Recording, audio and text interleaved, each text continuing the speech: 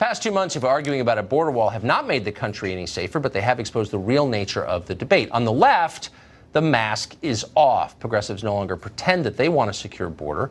Nothing is more American, they tell us, than having no control over who lives in America. Walls are not just expensive, they are evil. Walls are not who we are, they constantly remind us without explaining what that means. Last night, while the president spoke to an event in El Paso, an unemployed, semi-coherent, life-ravaged Beto O'Rourke interrupted his one-man road trip to hold a counter-rally nearby. In between tugs on what may or may not have been a 40-ounce scuba tank of malt liquor, O'Rourke raved that walls are more than just immoral. They're deadly. Walls may look harmless, even charming, but like Ted Bundy, they kill people. Here, in one of the safest cities in the United States of America, not because of walls, but in spite of walls. We know that walls do not save lives. Walls end lives. Beto O'Rourke. Next time your church has a warm coat drive, give one for Beto. Well, walls end lives. That's what he said. They're murderers. You'd think that would be the final word on walls. Once you accuse a wall of being a homicidal maniac, what else is there to say? Can you be worse than a murderer? Turns out you can. Not only do walls kill, the media told us this week, but they are hardened racists as well. Every wall is like a cinder block Bull Connor. Watch the mouth breathers of cable television explain. It's not about some flood of killers and gangsters, the brown menace, as I call what the president is pandering. To blatantly attempt to stir up fear of people of color, of brown people, as my colleague Chris calls it, the brown menace that he's trying to scare you with. The wall is kind of a metaphor for Donald Trump's presidency. The foundation of the wall is hate. It's fear. Yep. And it becomes fear of the other. And then it becomes fear of brown people. And it becomes fear of caravans and fear of invasion. We need an IQ test in cable TV. We can't just give these jobs to anybody. Is there like some kind of lottery for these jobs? Anyway, deadly, bigoted, terrifying. That's what the left says it thinks of border walls. And yet, amazingly, as of tonight, Democrats in Congress have agreed to pay for one, sort of, a version of one, really. Congressional negotiators say they are willing to give the president $1.3 billion for a border barrier. That's a quarter of what he asked for. It's slightly less than Democrats offered back in December before the government shutdown. The money could only be used on existing fence concepts along about 50 miles of border. That's not much, admittedly. But given the rhetoric, it's more than you might have expected. What's not in the deal so far? Well, there's no universal E-Verify. That would prevent employers from hiring illegal immigrant labor. There's nothing to deter sanctuary cities or otherwise enhance enforcement of our immigration laws. On the other hand, there's also no amnesty for DACA recipients or anyone else.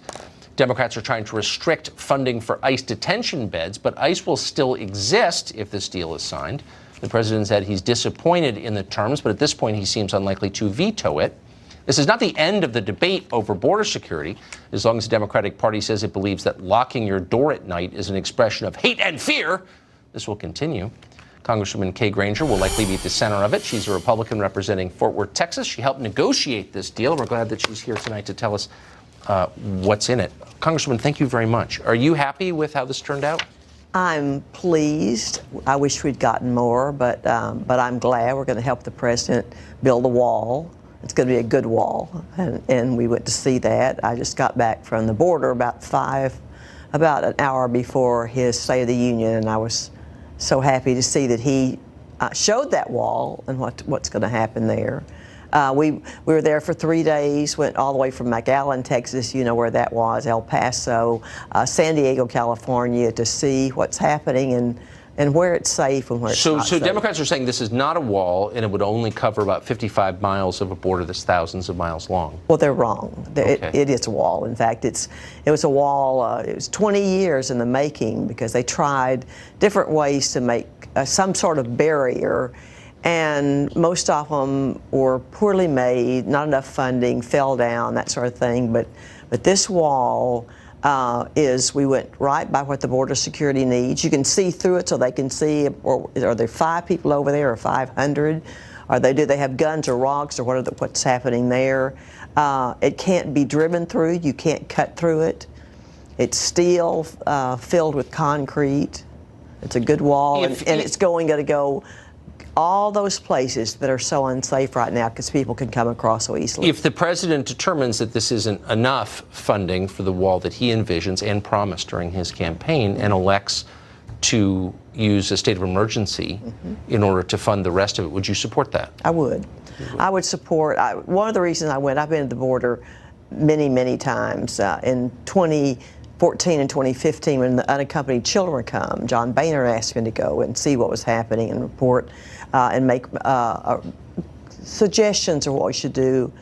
I went back to see how much it had changed, and the president is right. It is a crisis. The number of people that are coming over, the conditions they're in, it's just, we have to take a very strong stand. So this wasn't as much money as we wanted, but it's a good down payment.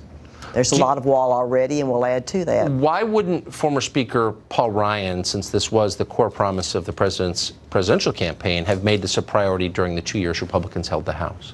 I don't know. I can't answer for him. I can answer for me. And part of it is we had to understand that it was the crisis that it is and make it a priority. And so we started this process and passed 6 bills that help secure our country and our border.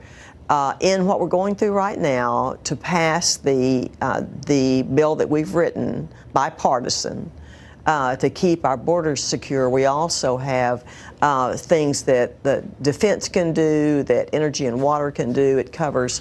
Why not? Many people note that you could reduce the inflow of people here illegally very quickly if you prevented employers from hiring them. So why not make E-Verify universal?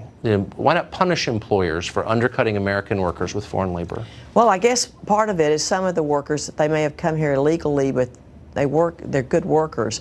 When I came to Congress 20 years ago... So does that mean it's okay that they stay? No, but it says, why should you keep them? What we should really do, and we tried to do this 20 years ago, we said, if people want to come into our country and work, they wanted to say, how can you make it where we can come in legally and work, not move here, not have amnesty, but come here and work.